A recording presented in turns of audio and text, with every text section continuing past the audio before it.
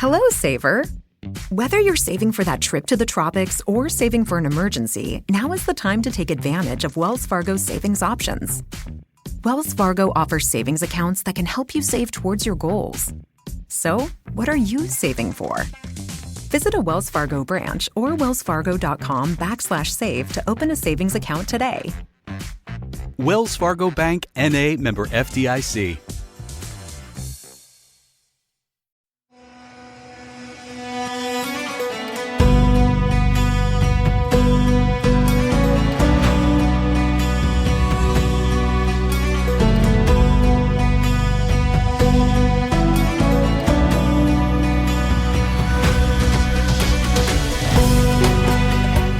Hola a todos, bienvenidos a los podcasts de MTV Pro y Mayoz Mag. Hoy un poco Mayoz Mag que MTV Pro, porque vamos a hablar de clásicas de primavera. Esas clásicas que hace unos años, no hace tanto, pues en España no tenían mucho éxito o la gente no las seguía mucho y que luego poco a poco, creo que gracias a la labor de, por ejemplo, de Eurosport y también de la difusión en redes sociales de estas pruebas, que aparte, como decimos nosotros, que aparte de competición tienen una estética muy atractiva, pues bueno, han ido consiguiendo una aceptación en nuestro país y un seguimiento que es una gran noticia. Lo que pasa es que algunos, entre los que yo me encuentro, estamos todavía en nivel amateur, que es en el nivel en el que para nosotros las clásicas empiezan en abril, con los grandes nombres. Con los nombres que todos conocéis, como pues eso, Milán-San Remo, que empieza en marzo, con París-Roubaix, con Tour de Flandes, etcétera, etcétera. Pero hay otros que están en un nivel mucho más avanzado que ya saben que la temporada de clásicas arranca este fin de semana, en febrero.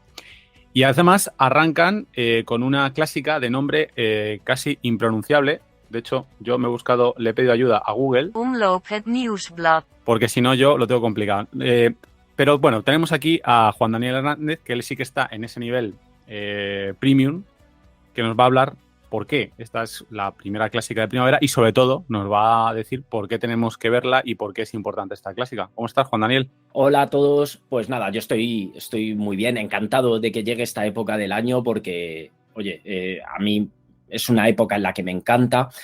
Es una época en la que disfruto mucho el ciclismo porque es que este tipo de carreras de un día, además en una zona en la que yo he tenido la suerte de estar en varias ocasiones, me encanta por el ambiente de ciclismo que se respira. Y bueno, hay que decir que quizá mucha gente entienda que las clásicas comienzan a mediados de marzo, que es cuando se disputa la Milano-San Remo, que es el primer gran monumento del ciclismo del año. Pero en realidad no. En realidad las clásicas el calendario de clásicas belgas, que se ha extendido también un poco a Italia, comienza, en este caso este sábado, finales de febrero, con la Omloop het Nieuwsblad. Que como dices es un nombre un poquito complicado. Sí, a mí se me hace casi impronunciable, pero bueno, oye, sí, es verdad que aquí a nivel de marketing pues es complicado, pero allí claro tendrá más sentido en el norte.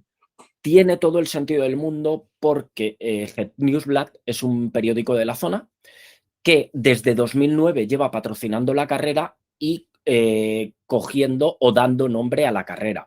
Hay que decir que esta carrera, su primera edición, se celebró en 1945 con el nombre de Omloop van Vlaanderen. Es decir, Van Vlaanderen es la zona de Flandes en el idioma local y que luego se llamó Omloop het Volk desde los años 60 más o menos hasta, como digo, 2009, en la que Het Nieuwsblad le empieza a dar nombre. ¿Por qué es importante, por qué es interesante esta carrera? Bueno, pues la verdad es que tiene un montón de argumentos. Argumentos que van desde un palmarés, una lista de ganadores, que incluye nombres como Wout van Aert, que la ganó el año pasado, Greg Van Avermaet, que la ha ganado varias veces, Pozzato, Philippe Gilbert, Johan Music, Bartoli, Van der Broek, un tal Eddy Merckx, que la ganó varias veces al inicio de los 70. o Juan Antonio Flecha. Nuestro Juan Antonio Flecha, hijo adoptivo de esta zona, que la ganó en el 2010, pero que es que además hizo podio en las ediciones 2009, 2010 con victoria, 2011 y 2012. Entonces, es una carrera con un palmarés ya curioso. ¿Por qué? Pues porque como da inicio a la temporada de clásicas belgas, muchos de los ciclistas que tienen señalada esta parte de su calendario, los clasicómanos, ya se meten en harina con ella. Además, es que, bueno, es una carrera con enjundia, son más de 200 kilómetros que van de Gante a Ninove, una localidad que está al oeste de Bruselas y que en el recorrido varía un poquito cada año, aunque es más o menos fijo, pues este año se suben 12 muros, la mayoría adoquinados, con nombres como el Valkenberg, el Bollenberg, el Pollenberg y el Molenberg, o el famoso Kappelmur o muro de la capilla, que es ese muro que todos conocemos porque hemos visto fotos espectaculares que en la parte final adoquinada se corona junto a una pequeña ermita, y de ahí el nombre de Kappelmur o muro de la capilla.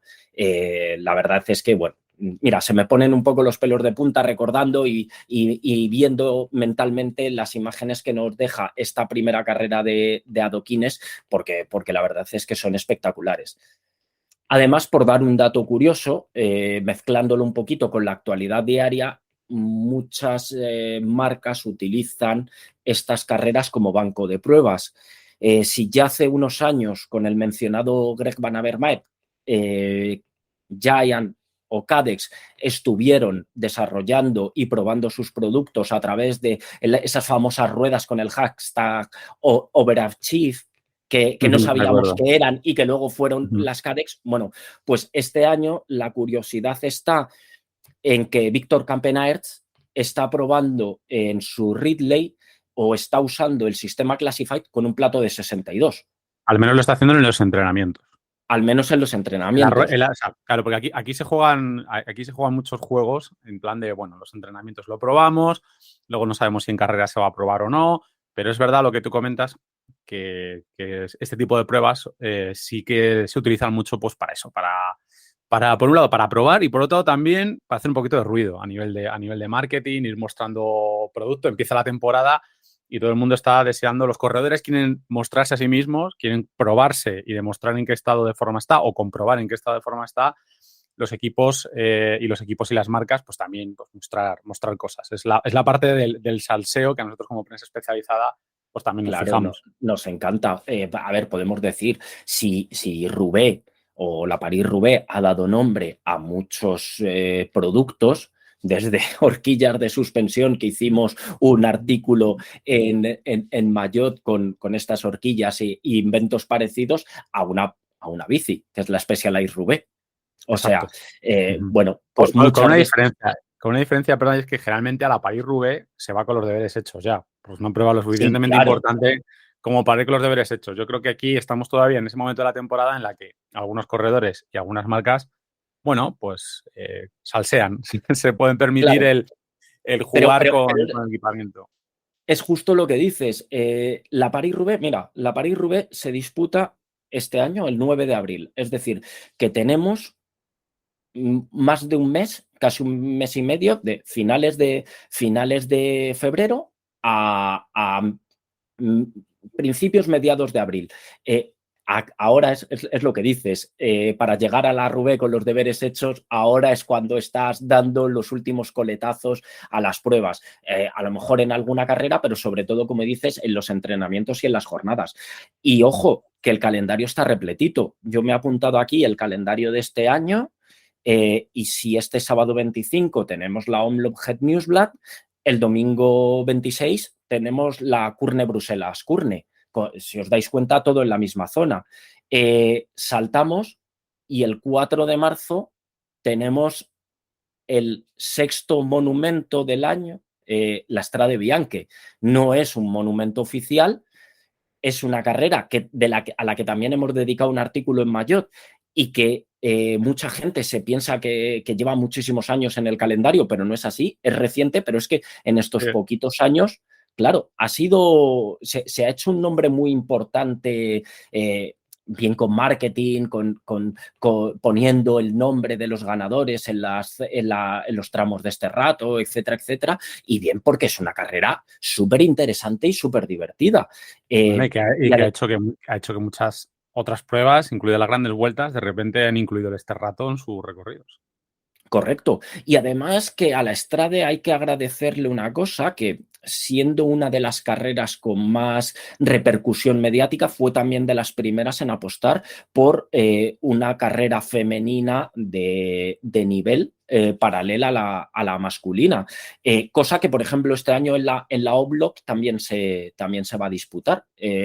Por suerte, estas carreras permiten hacer en el mismo día o el día antes o día después la carrera masculina y la carrera femenina, que yo creo que es una idea fenomenal y es genial para potenciar aún más el ciclismo femenino, porque, como digo, además son pruebas de enjundia. Uh-huh. Si quieres, seguimos, repasamos calendario y curiosidades de este calendario belga, de clásicas belgas, y nos vamos a el día 22 de marzo, que se celebra la que se llama Classic Bruc de Pen, o la clásica Brujas de Pan, que desde 2018 es una clásica de un día, pero que es que antes era una carrera de 3 días que se conocía como los 3 días de la PAN. Y bueno, pues una carrera más. Todo esto además que han conseguido la máxima o han apostado por ser la máxima categoría UCI. La Kurne Bruselas Kurne, sin embargo, es de UCI Pro Series, pero esto, tanto la Onlop como la Strade, por supuesto, son carreras como la Classic Bruc de Pan, son carreras World Tour. Y se me olvidaba, 18 de marzo, seguimos en Italia, después de la Strade, con la Milano-San Remo. Carrera que tú conoces bien, has estado en la zona, has bajado el pollo, ¿no? Lo he subido y lo he bajado. Y además he tenido el placer, el gusto y la satisfacción, y no se me olvidará nunca, de haberlo bajado con el tráfico cortado. Que aún así, caution, porque siempre tienes que tener cuidado en estas cosas, que te pueda aparecer un coche de organización o lo que sea, pero bueno, evidentemente se baja. No bajé como Tom Pidcock, esto que hemos visto hace poco en redes. Cuidado con los aficionados, pero bueno, sí que se pude bajar mucho más tranquilo y disfrutar mucho del recorrido. Yo con cuidado porque suben y bajan bicis y tal, pero bueno, fue toda una experiencia, la verdad. Fue una presentación de Sportful y fue una pasada. Ni como Pidcock ni como Mohoric el año pasado con la tija telescópica, que tanto dio que hablar en la Mérida Escultura 5, que oye, vaya bajadita hizo.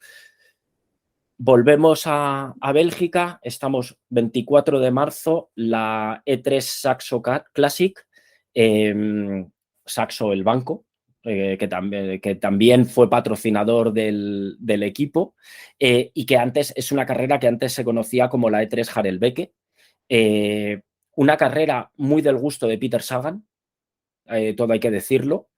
El día 26 de marzo tenemos la Gante Bebelgen, el día 29 de marzo la Dwarsdorp Vlaanderen, que en castellano sería algo así como a través de Flandes, y que no hay que confundir, porque es el calentamiento casi, con la que viene después, que ya nos metemos en el mes de abril, el 2 de abril, la Ronde van Vlaanderen o Tour o Vuelta a Flandes, que es, la carrera madre de las que se celebran en Bélgica y que abre la semana de las Easter Holidays, que sería la que va de Ronde van Vlaanderen a 9 de abril, París-Roubaix.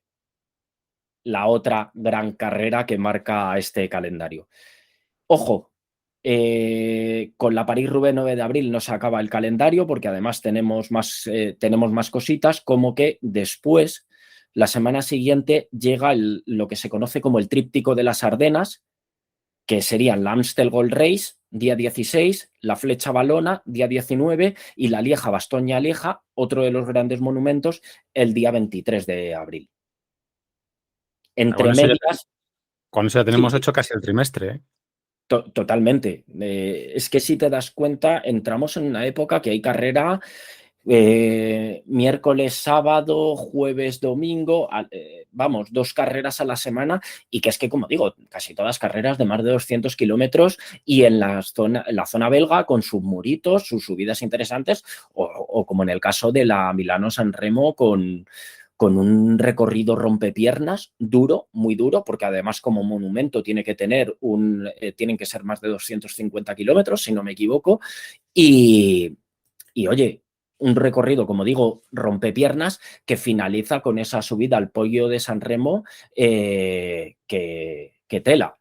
De hecho, vamos a decirlo, las 5 carreras consideradas como monumento, y quizá por esto es por lo que la Strade Bianche todavía no lo está, son carreras de más de 250, la Milano-San Remo tiene casi 300 por lo general, el Tour de Flandes son 263 dependiendo de la edición, la París-Roubaix otros 260 más o menos, dependiendo de esos pequeños cambios que se hacen en el recorrido.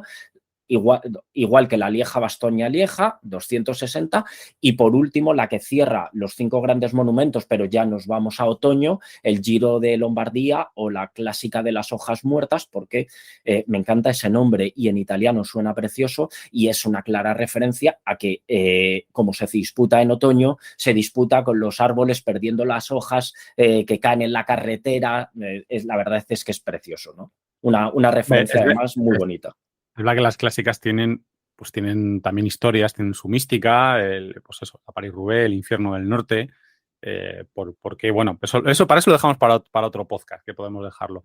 De todas formas, también las clásicas, los que ya nos escucháis y las conocéis de sobra, pues espero que os estemos ayudando por lo menos a tener en la cabeza el calendario, y para los que nos estéis escuchando y no las conocéis, hay siempre una sensación, y yo creo que son las razones por las que habitualmente hasta hace unos años no triunfaban mucho en España, al menos en España, no sé, en Italia, en otros países. A lo mejor Italia, como tenía una, como tiene una, como es la Milán-San Remo, pues yo creo que la gente asociaba que estas clásicas no molaban pues porque eran llanas o eran muy largas. La asociábamos a un terreno, que es cierto, como son esta zona de Europa, relativamente llanito, pero como os decíamos, estamos hablando de muros. Y esas clásicas en general tienen, por un lado, los muros, que es con una distancia brutal de carrera, a un ritmo al que se va bastante elevado en muchas de estas pruebas. En el norte se sale bastante rápido en estas pruebas. Luego llegan los muros, que vienes muy rápido. Carreras a cara de perro. Como son de un día, son a cara de perro. No hay especulación. Y cuando llega el muro, te tienes que topar con varios de estos muros que son con una inclinación terrible, en la que, bueno, pues a veces se combina el muro y el pavé, con lo cual ya la cosa también se pone más interesante. Y luego hay algunas pruebas, que es algo que yo descubrí también por experiencia, porque como en el caso de Dani, pues también he tenido el privilegio de rodar por la zona, y es cuando estuve en la París-Roubaix haciendo parte del recorrido, te das cuenta de que el pavé no es que sea difícil a nivel técnico, que lo es, muy complicado rodar con una bicicleta de carretera por el pavé, mucho más de lo que parece en la tele, sino que además, como te exige para poder rodar, ir muy rápido sobre el pavé, porque tienes que entrar fuerte, aunque no lo creáis, no frenar o entrar muy despacio en el pavé no es buena idea, hay que entrar fuerte y con decisión. Cuando acabas cada tramo de pavé, aunque sea llano, te da la sensación de que has hecho un repecho. O sea, llegas después de cada tramo fundidito, que encima, no sé si te acuerdas, a ti también supongo que te pasaría, pero claro, sales del pavé y generalmente a la salida del pavé, en el contacto con el asfalto, suele haber arena, suele ser también una transición que hay que gestionar cuando llegas ya fundido y tienes que hacer ese cambio. Entonces, yo imaginar a los profesionales cada vez que entran en esos tramos es que es como de mucha tensión, es como una zona, cuando entras en los videojuegos en una zona de lucha, ¿no? Pues es mucha tensión. Sí, no te puedes despistar porque como dices, hay arena, no termina de estar limpio, entonces esa relajación es la que te lleva a cometer errores. De hecho, Si bien el pavé de Roubaix es más complicado porque estamos hablando de no adoquines, sino casi piedras mucho más grandes, ya lo hemos comentado en otros podcasts y en los artículos que se les llaman cabeza de bebé por el tamaño tan grande que tienen. Si bien es más complicado, igual los adoquines de Flandes son un poquito más uniformes, pero tienen varias complicaciones añadidas. O sea, a lo que dices, hay varias complicaciones añadidas. Primero, que si está mojado resbala, obviamente, y resbala Exacto. mucho.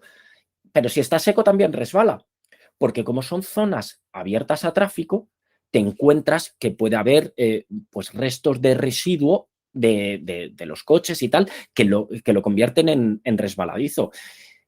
Y, por ejemplo, podemos pensar, oye, el Valkenberg, que es un murito de medio kilómetro, una media de 7,5, pero claro, es que tiene un tramo central de un 12%. Si ahí te falla la rueda, no lo has tenido bien, no juegas bien con la transmisión, te falla la rueda, te patina y pones el pie a tierra, ya no te levantas sobre la bici. Ya te toca subir andando el Ciclocross. resto del... Te toca Claro, hacer ciclo.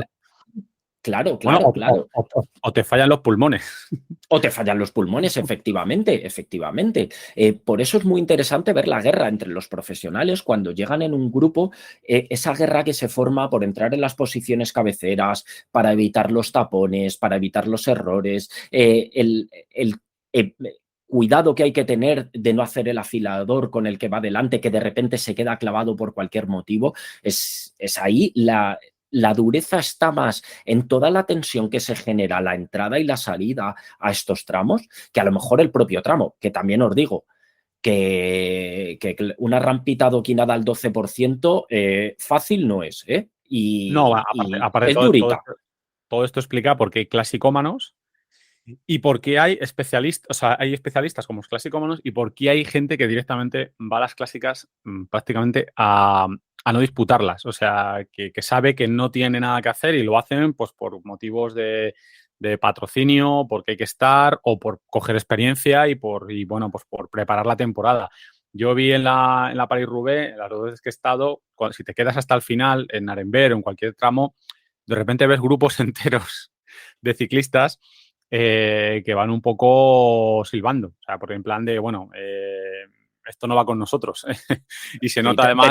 tenemos que llegar, pero bueno. Tenemos que llegar, efectivamente, y yo he visto algún equipo casi entero, o sea, prácticamente todo el equipo rodando junto en plan de esta guerra no va con nosotros.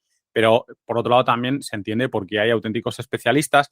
También se entiende la relación entre el ciclocross y muchos clasicómanos. También es cierto que muchas veces esa relación no viene tanto dada por el hecho de que haya pavé o haya cosas de ese tipo, sino por el ritmo, por la fuerza que exigen. Y luego, otra cosa muy importante de estas pruebas, y tú lo has comentado antes, es lo que pasa en los laterales de la carrera, el ambiente de la carrera. Eso es algo que cuando viajas al norte a ver estas pruebas te marca profundamente. O sea, ver cómo lo disfruta la gente, ver que esos países se paran prácticamente. O sea, lo que tú ves habitualmente, que es cuando tú pones la radio en España un fin de semana, lo que sueles ver es fútbol. Y cuando te vas a Bélgica, Holanda o incluso en Francia, en un fin de semana, por ejemplo, de París-Roubaix, vas a cambiar las emisoras y lo que vas a oír es la retransmisión de la París-Roubaix. Y además es una retransmisión apasionada. Y ya os digo, luego cuando vas en las cunetas, un montón de gente se paraliza. O sea, es además muy familiar también. Es un espectáculo. Es que además Es un espectáculo. se lo toman de forma para crear afición y algo que por suerte hemos empezado a ver en España, pero que no era en absoluto habitual, allí sí que lo era, que era permitir a los chavales, cuando la carrera pasa por la localidad donde está el colegio, permitir a los chavales salir a animar a los ciclistas y luego ya, bueno, volver a clase. Pero de esa forma, pues al final creas afición porque les permites a los chavales ver pasar a sus ídolos, yo qué sé, la posibilidad de recibir un bidón, un pequeño recuerdo, eso ya es insuperable, ¿no? Y entonces todo esto ayuda a retroalimentar esa afición y esa pasión que crean. Y también os digo, la semana que va de Tour de Flandes a París-Roubaix es una fiesta. Y la cantidad de gente que se desplaza, a ver, estamos hablando de que son localidades que están cerquita, Roubaix hace frontera con Bélgica, ¿no? Pero la cantidad de gente que se desplaza de uno a otro para ver los tramos y ver los pasos es espectacular, es fiesta grande. El velódromo de Roubaix se coloniza con banderas belgas. Ese día Roubaix es belga, o sea, es alucinante. De hecho, recuerdo muchas veces que una cosa que me impresionó en Arenberg, en el bosque de Arenberg, cuando aparqué con mi mujer, claro, de repente veo que llegan 6 autobuses del club de fans de Tom Bonen. Yo eso no lo había visto ni con Miguel Indurain en España. Es decir, autobuses del club de fans de Tom Bonen, todos evidentemente ataviados para la ocasión. O sea, fue una cosa que, claro, tú estás acostumbrado a verlo eso en España en el fútbol, pero lo ves y alucinas. O sea, me pareció brutal. Y luego, me acuerdo que en Roubaix, en las 2 veces que he estado, en el velódromo, es que se cae el velódromo. Cuando llegan los ciclistas, es que llega un momento en el que tiembla todo el velódromo. O sea, es bastante llamativo y bastante espectacular. Bueno, pues yo creo que ya hemos dejado, salvo que tengas algo que contarme de la clásica impronunciable, porque hemos empezado hablando de ella y nos hemos ido a hacer otras cosas. No sé si tienes algo más que contarme. Nada, yo creo que hemos hecho un repaso completo. Simplemente reiterar que esta carrera, o sea, es que da inicio a este calendario y por eso cada vez más ciclistas y de más renombre se apuntan a correr. Además que es la primera toma de contacto oficial con el adoquín, con lo cual, lo que sí quiero decir es una cosa. En teoría, el calendario de clásicas, por aquello de que hemos hecho un repaso, el calendario de clásicas se puede decir que termina a finales de abril porque el Giro da comienzo en marzo. Y siendo Bélgica el país que copa prácticamente este calendario con alguna prueba en Italia, hay que decir que, por ejemplo, Francia cada vez más está apostando por este tipo de carreras o por potenciar este tipo de carreras que ya las tenían, pero era prácticamente coto privado de los franceses. Este año, por ejemplo, Alaphilippe va a hacer la mayoría de las clásicas francesas en lugar de las belgas. En España tenemos, que podríamos medio considerarlo que se va a transformar en una clásica, el Gran Premio Miguel Indurain el día 1 de abril. Y por lo que decía de Francia, que ya en fecha de Giro, pero... También tenemos la clásica San Sebastián. Sí. Yo creo que también la podríamos meter ahí.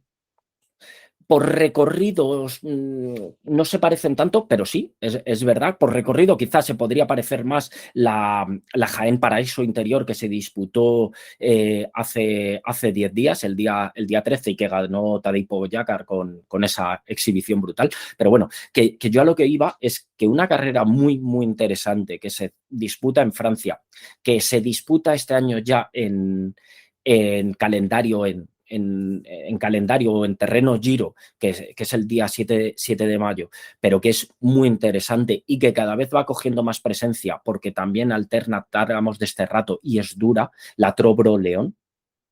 Yo os recomiendo, si podéis verla, es muy dura, tiene, como digo, tramos de este rato cada vez más y cada vez más ciclistas clasicómanos que no van al Giro apuestan por correr esta carrera, que es muy interesante. Antes era una carrera, digamos que reservada para ciclistas franceses y cada vez se va abriendo más y os digo que es muy, muy interesante. Y en esto, como decías al principio, hay que dar las gracias a Eurosport, que nos ha permitido descubrir en España un país de vueltas y grandes vueltas, es decir, carreras de más de 3-5 días, descubrir este tipo de carreras de un día que son muy, muy divertidas. Bueno, pues nada más. Yo creo que lo vamos a dejar aquí. Empieza la temporada, empiezan las clásicas, empiezan las clásicas belgas, empieza el calendario, empieza ya todo a moverse. Así que, bueno, ya deseando que llegue el fin de semana para ver qué pasa en la... Lo voy a poner aquí. Voy a poner en la... Omloop het Nieuwsblad. O clásica impronunciable. O clásica impronunciable. Bueno, gracias a todos por escucharnos. Ya sabéis, vídeo todos los jueves en el canal de YouTube, todas las noticias en mtvpro.es y mayocmag.com y podcast ya lo veis, cada vez con más frecuencia. Así que nada, gracias a todos. Adiós.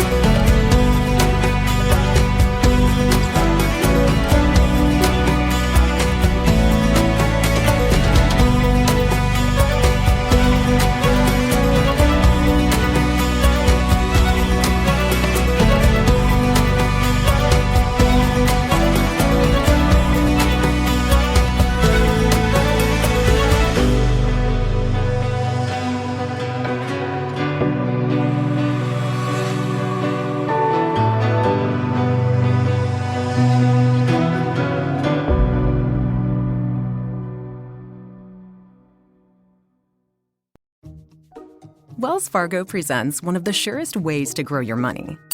A Wells Fargo CD account, where you can earn a 5.00% annual percentage yield on an 11-month term with a minimum opening deposit of $5,000. Visit a Wells Fargo branch or wellsfargo.com/CD rates to open a CD account and start growing your savings with us. Wells Fargo Bank, N.A., member FDIC.